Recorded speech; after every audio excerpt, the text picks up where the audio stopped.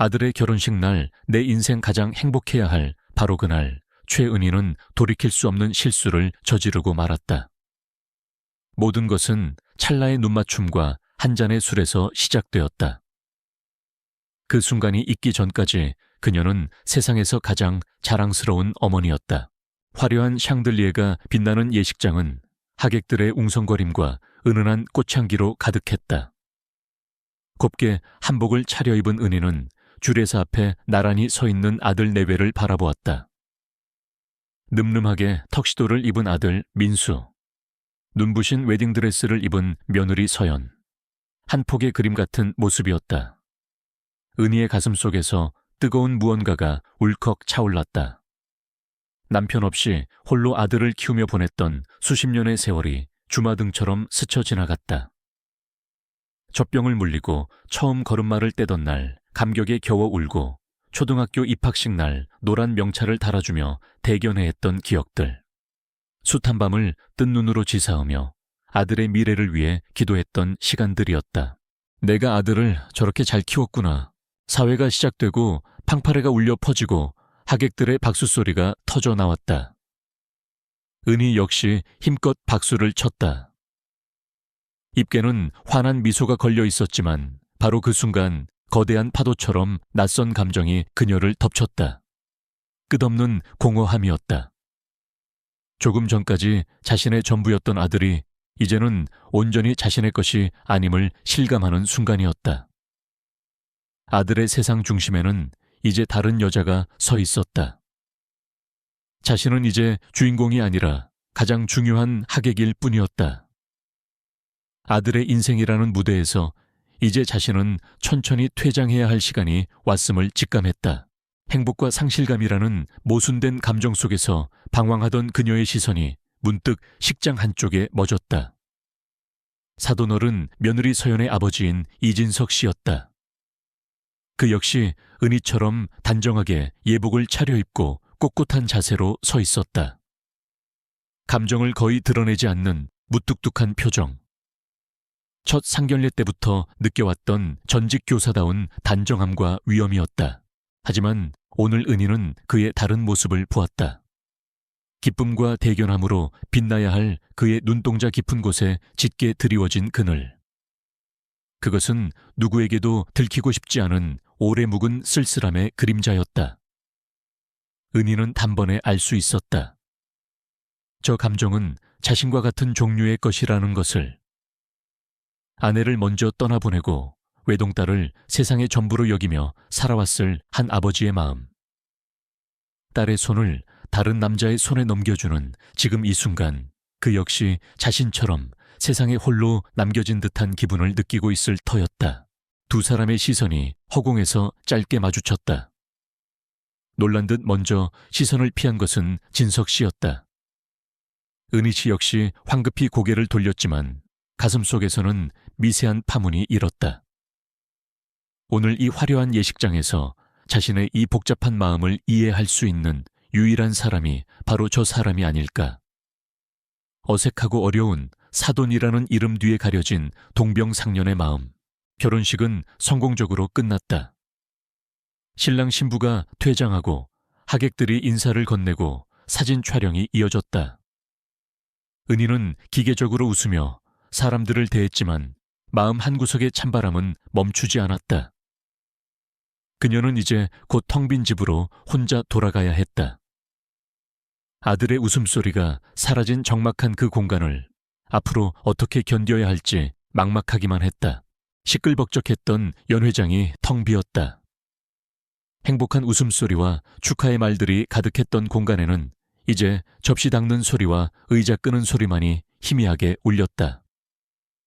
신랑 신부는 하객들의 배웅을 받으며 신혼여행을 떠났고 친척들도 하나둘씩 집으로 돌아갔다. 그 모든 과정의 중심에 서 있던 최은희는 축제가 끝난 뒤 텅 빈 무대에 홀로 남겨진 배우처럼 문득 갈 곳을 잃었다. 아들의 짐이 빠져나간 집. 오늘 밤 그곳은 유난히 더 크고 더 적막하게 느껴질 터였다. 그 고요함을 마주할 용기가 차마 나지 않았다. 은희는 발걸음을 돌려 호텔 로비 라운지에 있는 작은 바로 향했다. 잠시만이라도 좋으니 이 낯선 소음 속에 몸을 숨기고 싶었다. 어둡고 조용한 바 안으로 들어선 순간 은희는 자리에 멈칫했다. 구석진 테이블에 익숙한 뒷모습이 앉아 있었다. 이진석 씨였다. 그는 홀로 위스키 잔을 앞에 둔 채 창밖의 어두운 도시 풍경을 멍하니 바라보고 있었다. 그 넓은 어깨가 오늘따라 유난히 작고 쓸쓸해 보였다. 돌아나갈까 잠시 망설였지만 인기척을 느낀 그가 먼저 고개를 돌렸다. 두 사람의 눈이 다시 마주쳤다. 사부인 아직 안 들어가셨습니까? 진석 씨가 먼저 낮은 목소리로 인사를 건넸다. 은희는 어색하게 웃으며 대답했다. 네, 왠지 바로 들어가기가 좀 그래서요. 사돈 어른께서도 그러신가 봐요. 그녀의 말에 진석 씨는 희미한 쓴웃음을 지었다. 그는 맞은편 의자를 눈짓으로 가리켰다. 괜찮으시다면 한잔하시겠습니까? 거절할 이유가 없었다. 은희는 그의 맞은편에 조용히 앉아 와인 한 잔을 주문했다. 처음에는 어색한 침묵이 흘렀다. 결혼식이 훌륭했다느니, 아이들이 참 잘 어울린다느니 하는 의례적인 말들만이 오갔다. 하지만 알코올이 서서히 몸에 퍼지고 주변의 소음이 아득해지자 두 사람 사이에 단단하게 존재하던 사돈이라는 벽에 조금씩 금이 가기 시작했다. 민수 키우시느라 고생 많으셨겠습니다. 혼자서 아들 하나 반듯하게 키우는 게 어디 쉬운 일입니까? 진석 씨가 불쑥 던진 말이었다. 그 한마디에 은희의 마음속에서 팽팽하게 버티고 있던 무언가가 툭 하고 끊어졌다. 그녀는 자신도 모르게 속내를 털어놓고 있었다. 민수가 7살 때였나. 열이 펄펄 끓는데 비는 쏟아지고 한밤중에 업고 병원으로 뛰었던 기억이 나네요. 그때는 정말 세상이 무너지는 것 같았는데 오늘 턱시도 입고 서 있는 모습을 보니 그 모든 순간들이 꿈만 같아요. 그녀의 이야기에 진석 씨는 조용히 고개를 끄덕였다. 저는 우리 서연이가 처음 아빠하고 불렀을 때가 기억납니다. 아내가 떠나고 한참 동안 웃음을 잃었던 아이였는데 그 작은 입으로 아빠를 부르는데 죽은 아내 목까지 2배로 열심히 살아야겠다고 다짐했지요. 이야기는 꼬리에 꼬리를 물고 이어졌다. 아들이 사춘기 때 속 썩였던 일딸이 대학에 합격했을 때 함께 부둥켜 안고 울었던 일. 자식을 키우며 겪었던 소소한 기쁨과 애환들. 그들은 서로의 이야기 속에서 자신의 모습을 보았다. 남편의 빈자리 아내의 빈자리를 채우기 위해 악착같이 살아왔던 고독한 세월이었다. 사실 조금은 서운하기도 합니다. 은희가 와인잔을 만지작거리며 말했다. 평생 내 품에 있을 것 같던 아이가 이제는 제 짝을 찾아 훨훨 날아가 버렸으니 기쁘면서도 마음 한구석이 텅 비어버린 것 같아서요. 저도 마찬가지입니다, 사부인. 진석 씨가 나직이 대답했다.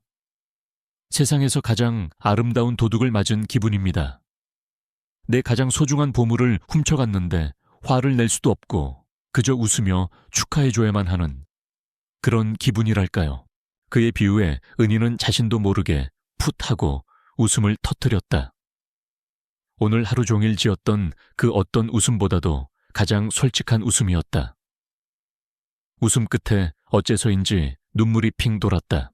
시간이 얼마나 흘렀을까. 방 안에는 이제 두 사람만이 남아있었다.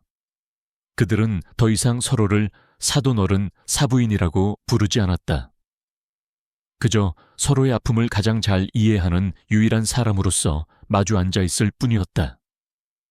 형식적인 관계의 껍질이 벗겨진 자리에는 두 개의 외로운 영혼이 맨 얼굴로 서로를 위로하고 있었다. 술기운 때문인지 혹은 깊은 공감대 때문인지 서로를 바라보는 두 사람의 눈빛이 짙게 흔들리고 있었다. 바이 마감 시간이 다가왔다. 직원이 다가와 정중하게 영업 종료를 알렸을 때 최은희와 이진석은 마치 깊은 꿈에서 깨어난 사람처럼 서로를 바라보았다. 몇 시간 동안 그들은 자신들이 누구인지 어떤 관계인지를 완전히 잊고 있었다. 하지만 현실은 냉정했다. 그들은 사돈이었다. 어색한 현실 자각과 함께 다시금 두꺼운 벽이 두 사람 사이에 세워지는 듯했다. 이제 들어가 봐야겠습니다. 은희가 먼저 자리에서 일어섰다. 이대로 각자의 방으로 돌아가면 오늘 밤의 이 기묘한 위로와 공감대도 한여름 밤의 꿈처럼 사라져 버릴 터였다. 그리고 내일부터는 다시금 어렵고 서먹한 사돈 관계로 돌아가야 했다. 그 사실이 못내 아쉬웠지만 그게 맞는 길이었다. 진석 역시 말없이 고개를 끄덕이며 일어섰다. 함께 발을 나온 두 사람은 엘리베이터 앞에서 나란히 섰다. 좁은 공간, 어색한 침묵. 은희의 객실은 7층이었고 진석의 객실은 10층이었다. 먼저 내리는 것은 은희였다. 띵소리와 함께 7층의 엘리베이터 문이 열렸을 때 은희는 짧게 목례를 하고 돌아섰다. 사부인, 등 뒤에서 들려온 진석의 낮은 목소리에 은희의 발걸음이 우뚝 멈췄다. 그녀가 천천히 돌아보자 진석은 복잡한 눈빛으로 그녀를 바라보고 있었다. 오늘 밤 감사했습니다. 덕분에 위로가 많이 되었습니다. 그의 진심 어린 말에 애써 닫으려 했던 은희의 마음의 문이 다시 흔들렸다. 그녀 역시 마찬가지였다. 오늘 밤 그가 아니었다면 이 깊은 상실감과 외로움을 어떻게 견뎌냈을지 알 수 없었다. 이대로 그를 보내고 싶지 않았다. 이 밤이 끝나는 것이 두려웠다. 괜찮으시다면 방에 가서 차라도 한 잔 더 하시겠어요? 누가 먼저랄 것도 없이 거의 동시에 나온 말이었다. 두 사람은 서로의 입에서 나온 똑같은 말에 놀라 눈을 동그랗게 떴다. 그리고 이내 어색한 웃음이 터져 나왔다. 그 웃음 속에는 술기운과 짙은 외로움, 그리고 서로를 향한 강한 이끌림이 뒤섞여 있었다.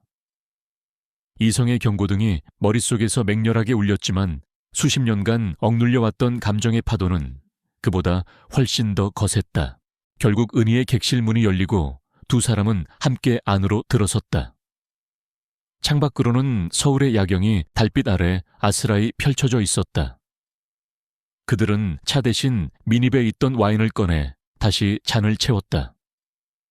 대화는 더 이상 필요 없었다. 서로의 눈빛 속에서 같은 감정을 읽을 수 있었다. 수십 년을 버텨온 외로움 자식의 결혼으로 비로소 마주하게 된 자신의 빈자리, 그리고 사람의 온기에 대한 절실한 그리움. 진석이 조심스럽게 손을 뻗어 은희의 뺨을 감쌌다. 은희는 피하지 않고 가만히 눈을 감았다.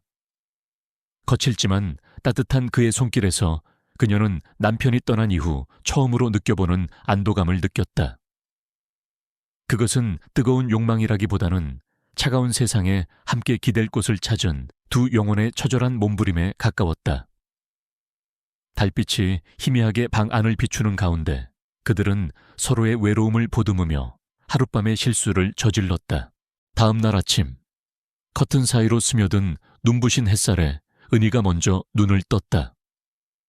그리고 옆에 잠들어 있는 진석의 얼굴을 본 순간 지난밤의 모든 기억이 한꺼번에 밀려왔다. 내가 무슨 짓을 한 거지? 머리를 망치로 얻어맞은 듯한 충격과 함께 핏기가 가시는 끔찍한 현실인식이 뒤따랐다. 그는 사돈이었다. 아들의 장인이었고 며느리의 아버지였다. 곧 태어날지도 모르는 손주의 할아버지와 할머니가 될 사이였다. 이건 실수가 아니었다. 죄악이었다. 집안의 근간을 흔드는 결코 용납될 수 없는 일이었다. 그녀가 작게 신음소리를 내자 진석 역시 잠에서 깨어났다. 잠이 덜 깬 얼굴로 은희를 바라보던 그의 표정이 그녀와 똑같은 경악과 당혹감으로 물들어가는 데에는 오랜 시간이 걸리지 않았다. 어젯밤의 애틋함과 위로는 온데간데 없었다. 방 안에는 숨막히는 정적과 감당할 수 없는 수치심만이 가득했다. 두 사람은 서로의 눈을 마주치지 못했다. 어젯밤 서로의 상처를 보듬던 바로 그 맨몸이 오늘은 세상에서 가장 어색하고 부끄러운 것이 되어버렸다. 두 사람은 허둥지둥 옷을 챙겨 입었다. 무슨 말이라도 해야 했지만 어떤 말도 쉽게 입 밖으로 나오지 않았다. 마침내 침묵을 깬 것은 진석이었다. 그의 목소리는 잔뜩 쉬어 있었다. 어젯밤 일은 술 때문에 빚어진 실수였습니다. 제가 큰 죄를 지었습니다. 은희는 구원이라도 만난 듯 황급히 고개를 끄덕였다. 네, 맞아요. 실수였어요. 우리 둘 다 제정신이 아니었던 겁니다.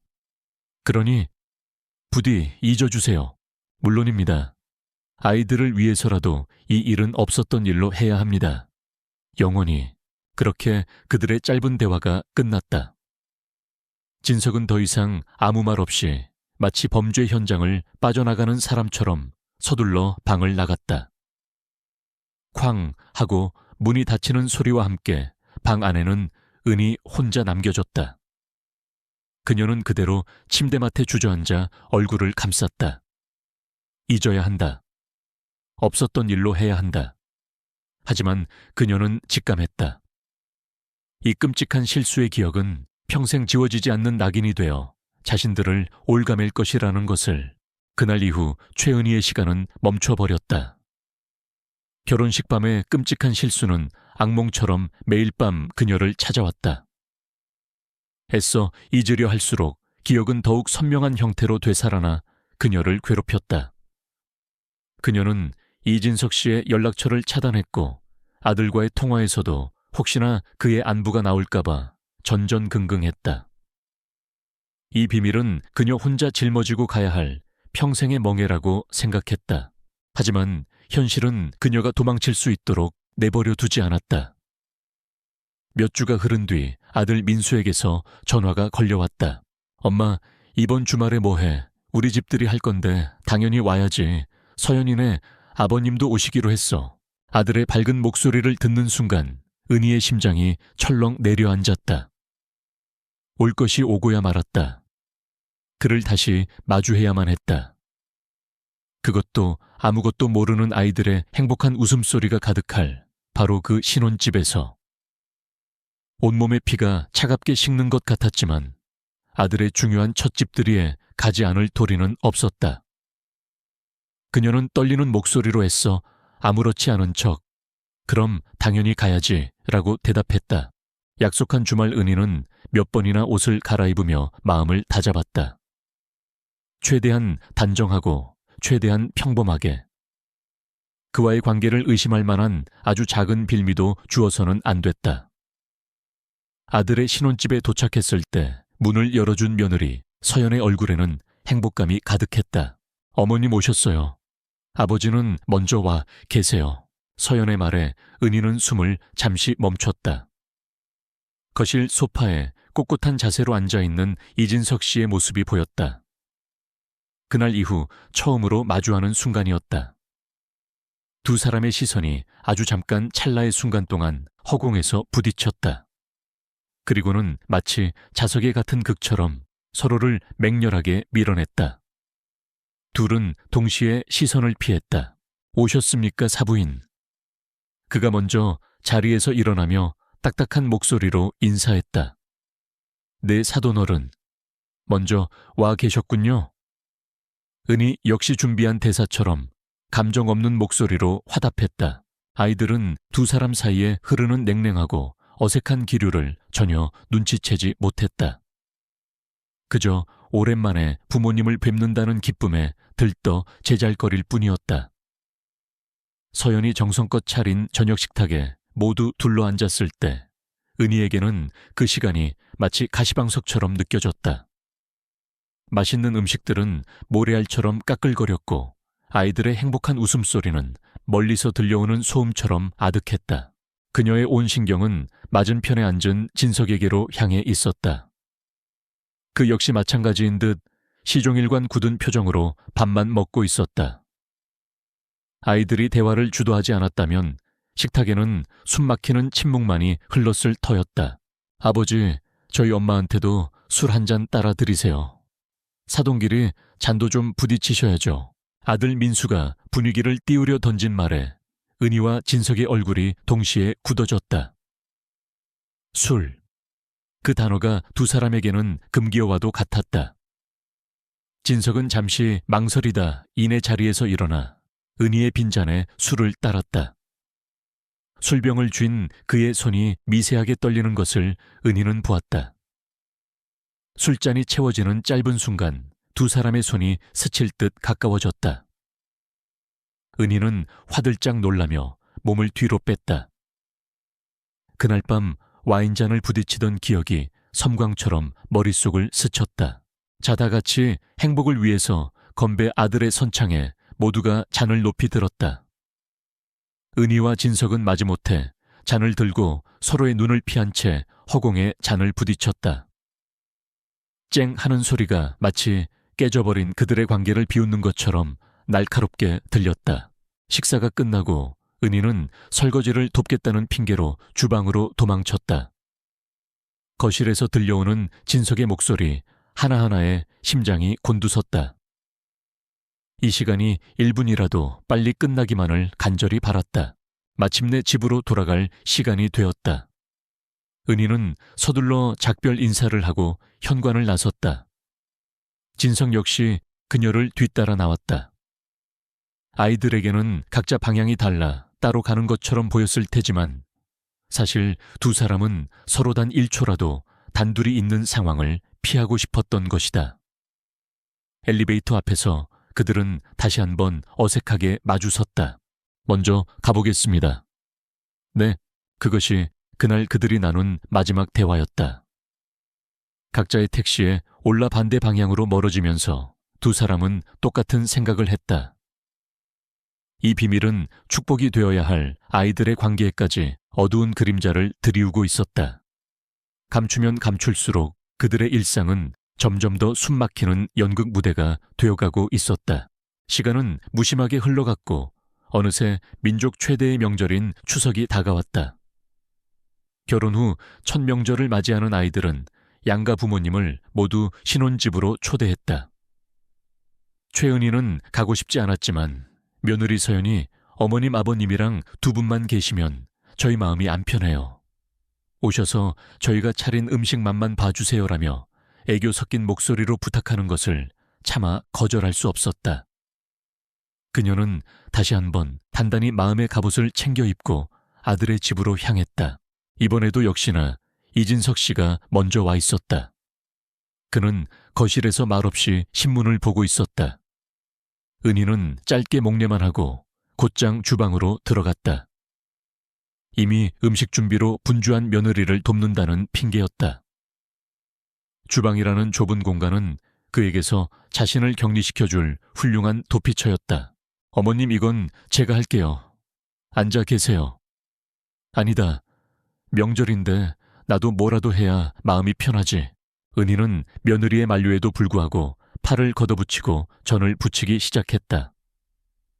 지글거리는 기름소리에 복잡한 마음이 조금은 잊히는 듯했다. 한참 동안 주방에서 땀을 흘리고 있을 때였다. 갓 부친 동그랑땡을 접시에 담아 식탁으로 옮기려던 순간 뒤에서 달려오던 어린 조카와 부딪히고 말았다. 아스 뜨거워. 은희의 비명과 함께 뜨거운 기름이 담겨있던 프라이팬이 바닥으로 떨어지며 요란한 소리를 냈다. 그리고 그 순간 그녀의 손등 위로 뜨거운 기름 몇 방울이 튀었다. 살같이 타는 듯한 날카로운 고통에 은희는 자리에 주저앉았다. 주방에 있던 여자들의 비명 아이의 울음소리가 뒤섞여 순식간에 집안은 아수라장이 되었다. 엄마 괜찮아. 어머님 어떡해. 아들과 며느리가 놀라 달려왔지만 그들보다 한 발 빨랐던 사람이 있었다. 신문을 보던 이진석 씨였다. 그는 번개 같은 속도로 달려와 고통스러워하는 은희의 손목을 붙잡고 그대로 싱크대로 이끌었다. 이러고 있을 때가 아니오. 빨리 찬물에 식혀야지. 그의 목소리는 낮고 단호했다. 그는 직접 찬물을 틀어 은희의 붉게 달아오른 손등에 뿌려주었다. 차가운 물줄기가 닫자 타는 듯한 고통이 조금은 가라앉았다. 정신을 차린 은희는 자신의 손목을 붙잡고 있는 그의 단단한 손을 보았다. 그리고 그의 얼굴을 보았다. 깊은 걱정과 안타까움이 서려 있는 진심으로 자신을 염려하는 눈빛이었다. 그날 밤 이후 처음으로 마주하는 그의 진짜 감정이었다. 그 순간 두 사람 사이에 존재하던 얼음장 같은 벽에 다시 한번 균열이 생겼다. 은희의 심장이 저릿하게 울렸다. 진석은 다른 사람들이 구급상자를 찾느라 허둥대는 사이 말없이 냉동실에서 얼음 주머니를 꺼내왔다. 그리고는 수건으로 그것을 감싸 은희의 손에 조심스럽게 쥐어주었다. 그의 모든 행동은 군더더기 없이 침착하고 믿음직스러웠다. 병원에 가봐야 하는 거 아니에요. 며느리 서연이 울먹이며 말했다. 괜찮다. 이 정도는 금방 가라앉을 게다. 약국 가서 화상연고나 하나 사오너라. 진석은 서연을 안심시키며 상황을 정리했다. 그 소동 속에서 그는 유일하게 흔들리지 않는 어른이었다. 소파에 앉아 얼음찜질을 하는 내내 은희는 혼란스러웠다. 잊어야 할 사람, 피해야만 하는 사람. 죄책감의 근원인 그에게서 아이러니하게도 가장 큰 위안과 보호를 받고 있었다. 그녀는 애써 그를 외면하고 있었지만 그는 언제나 그녀를 보고 있었던 것이다. 그날 밤 집으로 돌아온 은희는 잠들기 전 붉게 부어오른 손등을 내려다보았다. 화끈거리는 고통은 많이 가라앉았지만 자신의 손목을 휘감았던 그의 손길의 감촉은 이상하리만치 선명하게 남아있었다. 그건 단순한 실수의 동조자가 아니라 위기의 순간에 가장 먼저 달려와준 한 남자의 손길이었다. 죄책감과 수치심만으로 이루어진 줄 알았던 관계의 밑바닥에서 어느새 이름 붙일 수 없는 복잡한 감정이 조용히 싹트고 있음을 은희는 더 이상 부정할 수 없었다. 영원히 잊자던 굳은 약속이 그의 예상치 못한 따뜻함 앞에서 속절없이 흔들리고 있었다. 추석이 지나고 한 달쯤 지났을까. 쌀쌀한 가을비가 내리던 10월의 어느 날, 최은희는 남편의 기일을 맞아 교회의 공원묘지를 찾았다.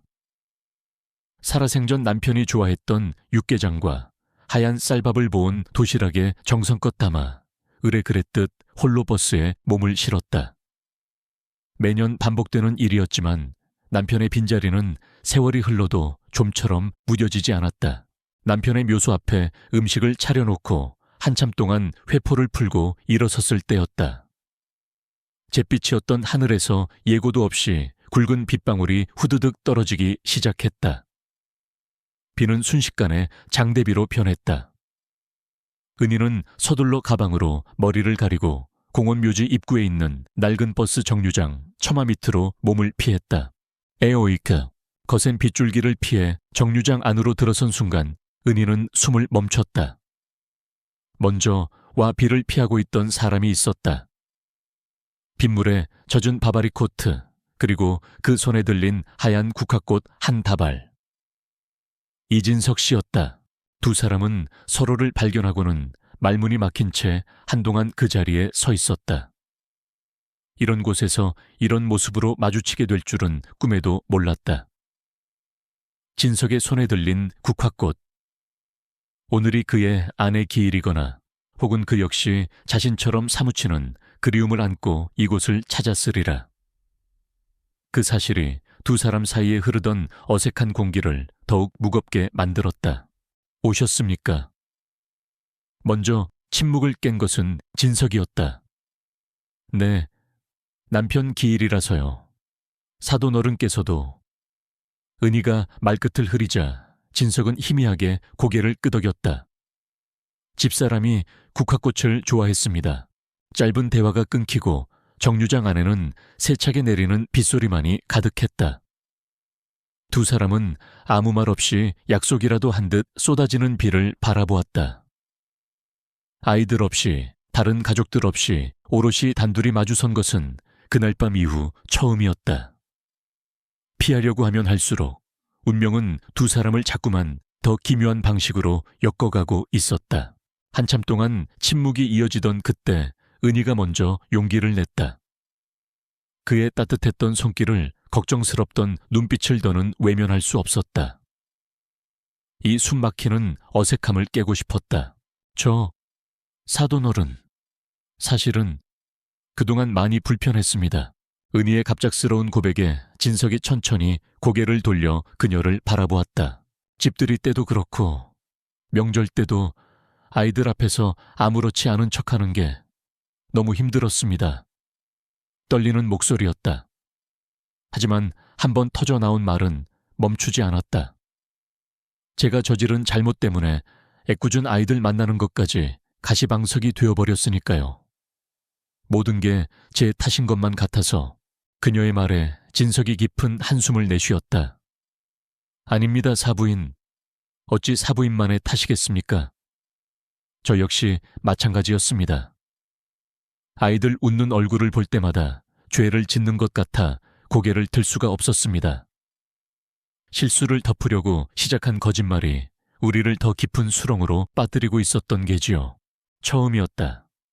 그날 이후 두 사람이 그 일에 대해 솔직하게 감정을 나눈 것은 서로의 잘못을 탓하는 대신 같은 무게의 죄책감을 느끼고 있었음을 확인하는 순간이었다. 금기어처럼 봉인해두었던 판도라의 상자를 열자 역설적으로 숨통이 트이는 기분이었다. 요즘은 어떻게 지내십니까? 진석이 조심스럽게 물었다. 똑같지요 뭐. 아침에 일어나 밥 먹고 텔레비전 보고 그러다 잠들고. 민수 없으니 집이 텅 빈 것 같아서 자꾸만 밖으로 나돌게 되네요. 저는 은퇴하고 나니 시간이 너무 많아서 문제입니다. 아침에 눈 뜨면 뭘 해야 하나 그게 제일 큰 고민입니다. 책을 봐도 눈에 안 들어오고 낚시를 가도 재미가 없고 두 사람은 처음으로 서로의 진짜 일상에 대해 이야기했다. 화려한 예복 뒤에 완고한 표정 뒤에 감춰져 있던 각자의 외로움의 민낯을 마주했다. 그들은 서로가 생각했던 것보다 훨씬 더 많이 닮아 있었다. 이야기를 나누는 사이 거짓말처럼 빗줄기가 가늘어졌다. 먹구름이 걷히고 그 사이로 희미한 햇살이 비치기 시작했다. 마침 저 멀리서 은희가 타야 할 버스가 다가오고 있었다. 저는 가보겠습니다. 은희가 자리에서 일어나며 말했다. 조심히 들어가십시오. 진석이 대답했다. 여전히 어색했지만 그 안에는 이전과는 다른 종류의 감정이 섞여 있었다. 버스에 올라 창가에 앉은 은희는 멀어지는 정류장에 홀로 서 있는 진석의 모습을 바라보았다. 그는 버스가 보이지 않을 때까지 그 자리에 서 있었다. 창문의 빗방울이 마른 자국 위로 따뜻한 가을 햇살이 부서져 내렸다. 비밀의 무게는 여전했지만 이제는 그 무게를 함께 나누어질 또 한 사람이 있다는 사실에 은희는 아주 조금 마음이 가벼워지는 것을 느꼈다. 가을비가 내렸던 그날 이후 최은희의 마음속에는 작은 변화가 일었다. 이진석이라는 남자는 더 이상 피해야 할 실수의 증거가 아니라 자신의 외로움을 이해해주는 유일한 사람으로 천천히 자리 잡아가고 있었다. 하지만 그녀는 애써 그 감정을 외면했다. 현실의 벽은 너무나 높고 단단했기 때문이다. 그러던 어느 날 기어이 몸에 탈이 나고 말았다. 며칠간 이어진 환절기 감기 몸살은 생각보다 지독했다. 온몸이 쑤시고 머리는 깨질 듯 아팠으며 열이 펄펄 끓었다. 며칠 전 중요한 해외 출장을 떠난 아들 내외에게 걱정을 끼치고 싶지 않아 그녀는 아프다는 말도 꺼내지 못했다. 텅 빈 집 낡은 침대에 홀로 누워 끙끙 앓는 시간은 지독하게도 외로웠다. 약을 먹으려 해도 입맛이 없어 죽 한 그릇 끓일 기력조차 없었다.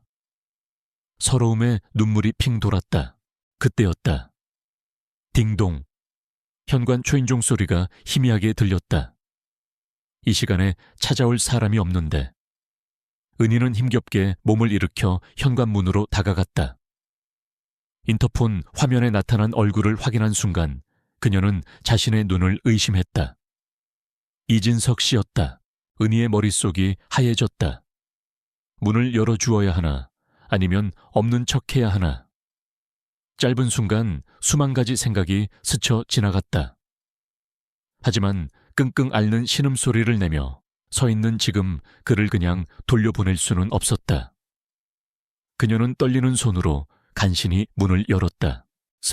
사돈어른, 어쩐 일로. 문이 열리자마자 그녀의 헬쑥한 얼굴을 본 진석의 표정이 굳어졌다. 그의 손에는 김이 모락모락 나는 보온 도시락과 약봉지가 들려 있었다. 서연이에게 들었습니다. 몸이 안 좋으시다고. 며느리가 시부모님께 안부 전화를 하다가 자신도 모르게 어머님이 목소리가 안 좋으시다고 흘린 모양이었다. 진석은 더 말하지 않고 힘없이 비틀거리는 은희의 어깨를 부축해 그녀를 침실로 데려갔다. 그의 행동은 단호하고 거침이 없었다. 누워 계십시오. 그는 은희를 침대에 눕히고는 너무나 자연스럽게 부엌으로 향했다. 잠시 후 따뜻한 온기가 담긴 그릇과 물수건을 들고 다시 나타났다. 그가 가져온 것은 정성껏 끓인 닭죽이었다. 그는 침대 옆 의자에 앉아 말없이 죽 그릇을 은희 쪽으로 내밀었다. 은희는 아무 말도 할 수 없었다. 그저 자신을 걱정스럽게 바라보는 그의 얼굴과 김이 피어오르는 죽그릇을 번갈아 볼 뿐이었다. 눈시울이 뜨거워졌다. 아들이 곁에 있어도 이렇게까지 세심한 보살핌을 받지는 못했을 터였다. 사돈이라는 멀고 어려운 관계의 남자가 지금 자신의 가장 약한 순간을 묵묵히 지켜주고 있었다. 그녀가 숟가락을 들 기력도 없어 보이자 진석은 잠시 망설이더니 직접 숟가락을 들어 죽을 한술 떴다. 그리고는 조심스럽게 은희의 입가로 가져갔다. 드셔야 기운을 차립니다. 은희는 어린아이처럼 그가 떠주는 죽을 말없이 받아먹었다. 입안으로 퍼지는 따뜻하고 담백한 맛에 꽁꽁 얼어붙었던 마음까지 녹아내리는 것 같았다. 죽을 따먹고 약까지 챙겨 먹인 후에야 진석은 자리에서 일어섰다. 그는 땀으로 축축한 은희의 이마를 물수건으로 조심스럽게 닦아주었다. 그의 손길은 조심스러웠지만 그 안에 담긴 깊은 염려와 다정함은 숨길 수가 없었다. 은희는 가만히 눈을 감고 그의 손길을 받았다. 이제 좀 주무십시오. 저는 설거지만 하고 가보겠습니다. 그가 방을 나가려 할 때였다. 은희는 저도 모르게 그의 옷자락을 붙잡았다. 가지 마세요. 힘없는 목소리였지만 그 안에는 간절함이 담겨 있었다. 진석은 말없이 돌아섰다. 그는 다시 의자에 앉아 은희가 잠들 때까지 조용히 곁을 지켜주었다. 그의 행동에는 어떤 말도 없었지만 그 어떤 화려한 말보다도 더 분명하게 그의 마음을 이야기해주고 있었다. 그것은 하룻밤의 실수를 넘어선 한 사람에 대한 진심 어린 걱정과 연민 그리고 애정이었다. 침묵의 고백이었다. 은희는 스르르 잠이 들며 생각했다. 이 관계는 어쩌면 실수가 아닐지도 모른다고. 평생의 외로움 끝에 신이 보내주신 마지막 선물일지도 모른다고. 그녀의 뺨 위로 뜨거운 눈물 한 줄기가 흘러내렸다. 최은희가 완전히 기력을 회복하고 며칠이 지났다. 그녀가 아팠던 그 며칠은 두 사람의 관계에 돌이킬 수 없는 변화를 가져왔다. 어색하고 불편했던 침묵은 사라졌지만 그 자리에는 이제 새로운 종류의 무거운 침묵이 자리 잡았다. 서로의 마음을 확인했지만 아무도 앞으로의 관계에 대해 섣불리 입을 열지 못했다. 실수가 진심이 되어버린 지금 그들은 무엇을 어떻게 해야 할지 알 수 없었다. 먼저 연락을 해온 것은 이진석이었다. 그는 며칠간의 침묵 끝에 은희에게 전화를 걸어 잠시 만날 수 있겠냐고 물었다. 목소리는 그 어느 때보다 진지했다. 은희는 올 것이 왔다고 직감했다. 더 이상 이 문제를 외면하고 회피할 수만은 없었다. 두 사람은 동네 한적한 찻집 가장 구석진 자리에 마주 앉았다. 찻잔에서 피어오르는 김만이 두 사람 사이에 어색함을 채우고 있었다. 한참 동안 찻잔만 만지작거리던 진석이 마침내 결심한 듯 입을 열었다. 은희 씨. 그는 더 이상 은희를 사부인이라고 부르지 않았다. 그녀의 이름을 부르는 그의 목소리는 낮고 진중했다. 은희는 저도 모르게 허리를 고추 세웠다. 지난번 제가 아프신 은희 씨를 찾아갔던 건 단순한 동정심이나 사돈으로서의 의무감 때문이 아니었습니다. 그는 은희의 눈을 똑바로 바라보았다. 그의 눈빛에는 한치의 흔들림도 없었다. 그날 밤의 일이 제게는 더 이상 실수가 아닙니다. 은희 씨를 한 여자로서 마음에 품게 되었습니다. 이런 말씀 드리는 것이 얼마나 큰 결례인지 잘 압니다. 하지만 더는 제 마음을 숨길 수가 없습니다. 담담하지만 분명한 고백이었다. 은희의 심장이 세차게 뛰기 시작했다. 그녀 역시 마찬가지였다. 아팠던 그날 그의 다정한 보살핌 속에서 그녀는 이미 자신의 마음을 인정할 수밖에 없었다. 저도 마찬가지입니다, 진석 씨. 진석 씨가 끓여주신 죽을 먹으면서 아팠던 몸보다 외로웠던 마음이 먼저 치유되는 걸 느꼈어요.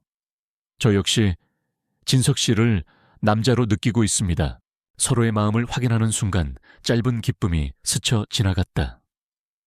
하지만 그 기쁨도 잠시 두 사람의 얼굴에는 이내 무거운 현실의 그림자가 드리워졌다. 하지만 우린 사돈입니다. 은희가 힘겹게 내뱉은 말이었다.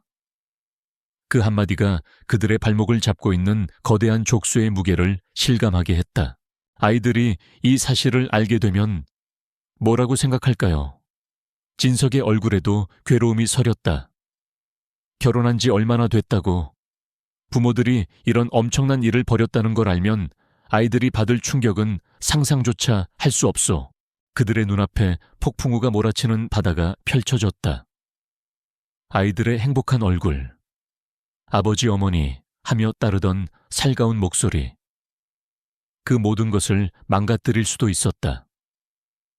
집안의 어른으로서 아이들의 앞날을 축복해주지는 못할 망정 참아 얼굴도 들 수 없는 추문의 주인공이 될 수는 없는 노릇이었다.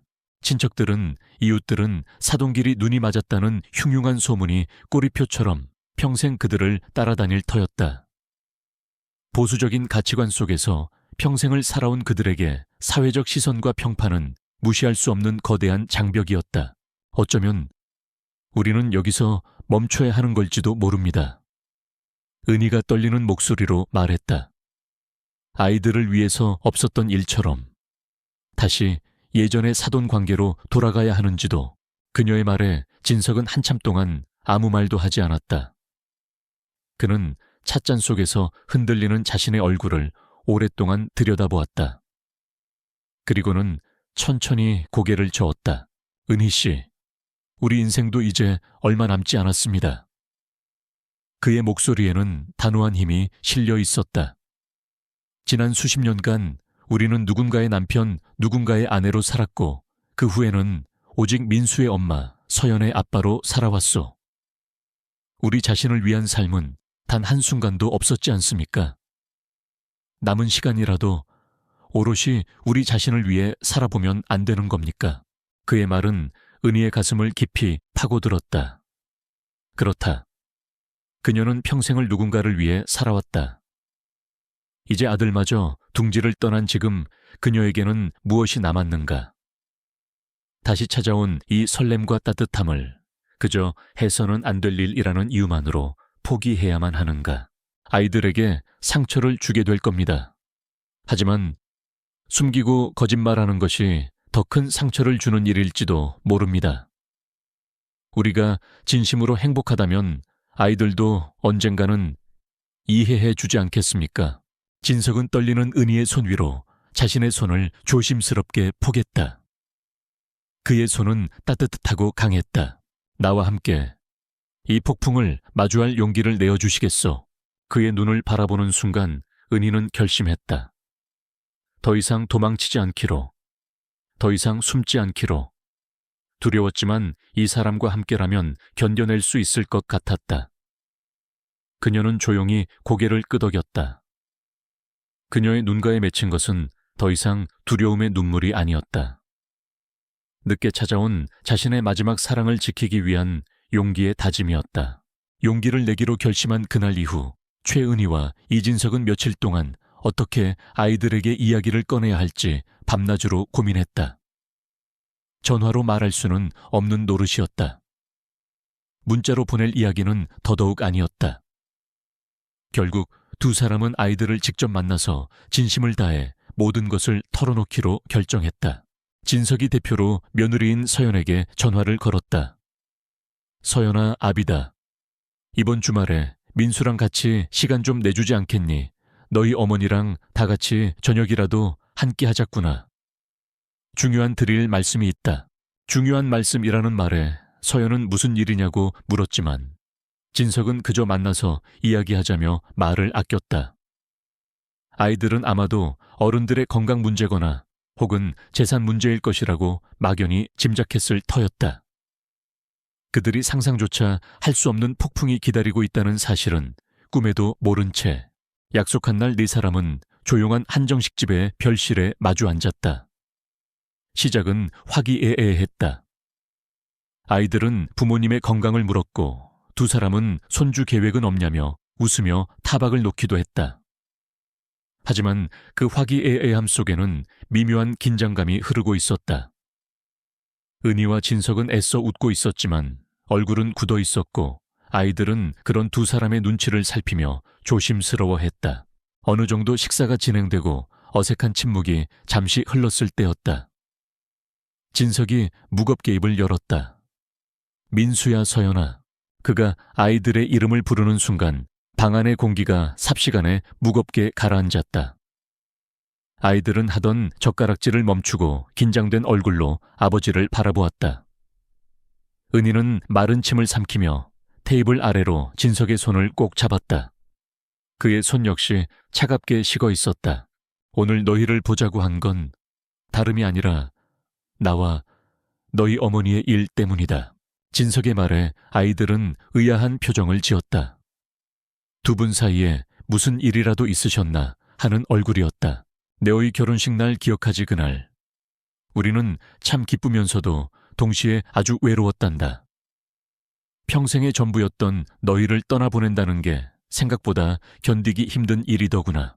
진석은 그날 밤 배서 나눴던 대화부터 시작해 술기운에 저질렀던 실수까지 어렵게 하지만 솔직하게 털어놓았다. 이야기를 듣는 내내 아이들의 표정은 점점 더 굳어졌다. 마침내 하룻밤의 실수에 대한 이야기가 끝났을 때 민수와 서연은 충격에 빠진 얼굴로 아무 말도 하지 못했다. 이야기를 이어받은 것은 은희였다. 그녀는 떨리는 목소리로 그 후의 일들을 설명했다. 어색했던 집들이 화상을 입었던 추석날, 그리고 자신이 아팠을 때 진석이 보여주었던 진심 어린 보살핌까지. 처음에는 우리도 그저 끔찍한 실수라고만 생각했다. 잊어야 한다고 없었던 일로 해야 한다고 서로를 밀어냈어. 하지만 시간이 지날수록 깨닫게 되더구나. 그건 단순한 실수가 아니라 서로의 외로움을 알아보고 서로의 상처를 보듬어주는 진심이었다는 걸. 그래서 저희 두 사람 남은 인생을 서로 의지하며 함께 보내기로 약속했다. 진석이 은희의 말을 단단하게 마무리했다. 모든 고백이 끝났을 때 방 안에는 무거운 침묵만이 감돌았다. 아이들은 마치 이해할 수 없는 외국어를 들은 사람처럼 멍한 표정으로 앉아 있었다. 농담이시죠? 한참 만에 아들 민수가 간신히 입을 열었다. 그의 목소리는 믿을 수 없다는 듯 떨리고 있었다. 민수야, 농담이시잖아요. 엄마 어떻게 두 분이... 민수는 말을 잇지 못하고 혼란스러운 눈으로 자신의 어머니와 장인을 번갈아 쳐다보았다. 아버지, 지금 무슨 말씀을 하시는 건지. 저는 도저히... 며느리 서연 역시 금방이라도 울음을 터뜨릴 듯한 얼굴이었다. 두 분은 사돈이잖아요. 저희가 결혼해서 맺어진 가족이라고요. 아이들의 반응은 예상보다 훨씬 더 격렬했다. 그들에게 부모의 관계는 그들이 태어날 때부터 주어진 절대 변하지 않는 상수였다. 우리 엄마와 아내의 아빠가 연인 관계가 된다는 것은 그들이 평생 믿어온 세상의 질서가 무너지는 것과 같은 충격이었다. 내 여희에게 큰 충격을 주게 될 거라는 거 우리도 잘 안다. 그래서 오랫동안 고민했다. 하지만 평생을 숨기고 너희를 속이며 만나는 건 더더욱 할 짓이 못 된다고 생각했다. 우리가 바라는 건 그저 남은 인생을 서로 의지하며 조용히 살아가는 것뿐이다. 부디 너희가 우리의 행복을 이해해 주길 바란다. 두 사람이 애써 설득했지만 아이들은 이미 더 이상 들을 준비가 되어 있지 않은 듯했다. 충격과 혼란, 그리고 어렴풋한 배신감까지 뒤섞인 얼굴이었다. 생각할 시간이 필요할 것 같아요. 민수가 차갑게 말하며 자리에서 일어섰다. 서연 역시 남편의 뒤를 따라 말없이 일어섰다. 두 아이는 부모에게 제대로 된 인사도 하지 않은 채 그대로 방문을 열고 나가버렸다. 닫힌 문 너머로 아이들의 발소리가 완전히 사라지고 방 안에는 두 사람과 먹다 남은 음식들만이 덩그러니 남겨졌다. 폭풍은 이제 막 시작되고 있었다. 그날 이후 아이들에게서는 한동안 아무런 연락이 없었다. 최은희와 이진석은 그 침묵의 시간을 함께 견뎌냈다. 매일 전화 통화를 하며 서로를 격려했고 주말에는 조용한 공원을 함께 걸으며 서로의 불안한 마음을 다독였다. 아이들에게 큰 상처를 주었다는 죄책감은 여전했지만 혼자가 아니라는 사실이 두 사람에게는 큰 힘이 되었다. 그들은 이미 서로에게 없어서는 안 될 존재가 되어 있었다. 한 달이라는 시간이 지났을까? 아들 민수에게서 전화가 걸려왔다.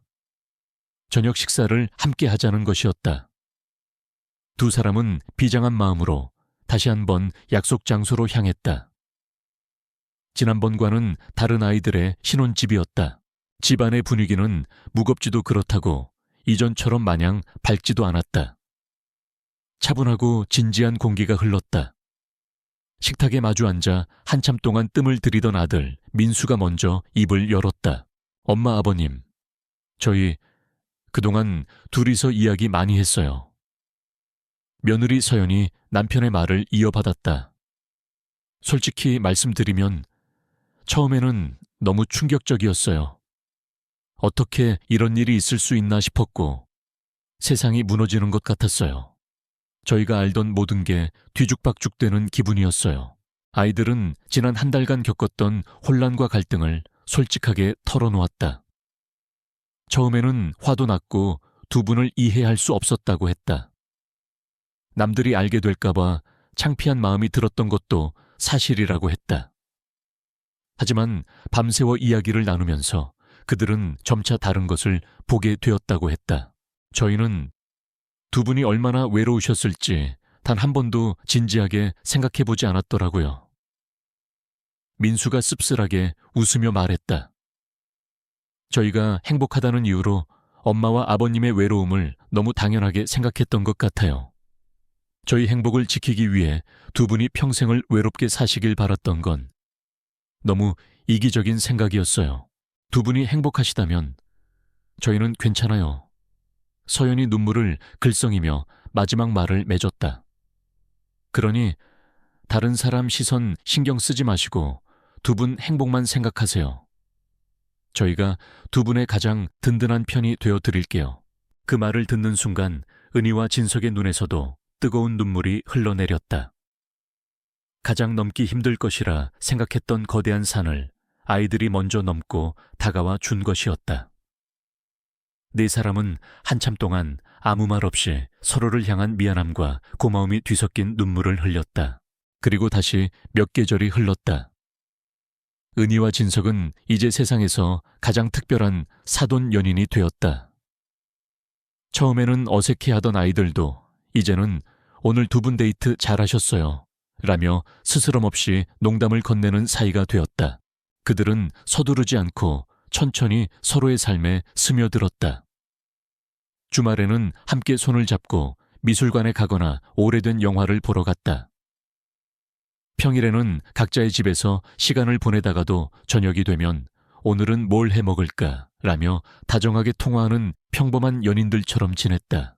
어느 날 두 사람은 동네 문화센터에서 운영하는 도에 교실에 등록했다. 함께 무언가를 만들어보고 싶다는 진석의 제안이었다. 빙글빙글 돌아가는 물레 앞에서 두 사람은 아이처럼 웃으며 흙을 만졌다.